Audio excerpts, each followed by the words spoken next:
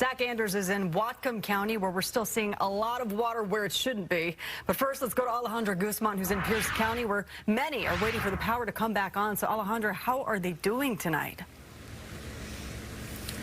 Jamie, Brian, I can tell you that the conditions here in Tumwater are very harsh. We're talking about wind gusts that were so strong earlier today. While we're only dealing with rain now, I can tell you that the aftermath of this windstorm can be seen and felt. I mean, take a look behind me.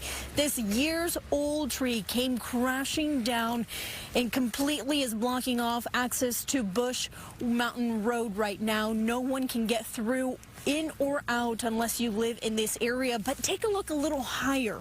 If you take a look at this pole, utility pole right here, you can see that it completely snapped in half, bringing down power lines that were laying here just a couple moments ago. But crews are actually here on site trying to reopen this road and give access to those here on Sap Road in this neighborhood that is completely in the dark right now.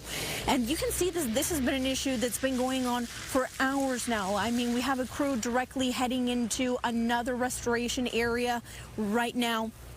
But as we talked about earlier today, we can tell you that we saw folks pulling up to their homes from work in complete darkness. Some say they've been preparing for this, placing flashlights near the entrance of every room and charging their phones. But people in this area say they've been without power now for a couple of hours, and with these cold temperatures, they're now focused on their neighbors. Here's why.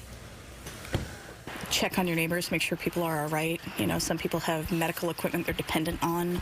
Some people with small kids might be scared or might not have enough supplies. So just make sure you touch base with your neighbors and be there to be a helping hand if they need it. Now, right now, we're talking a bit about this downed tree that's keeping 1,800 homes in the dark right now. That is a lot of people who are without power, without heat, and crews, as we mentioned, have just arrived here.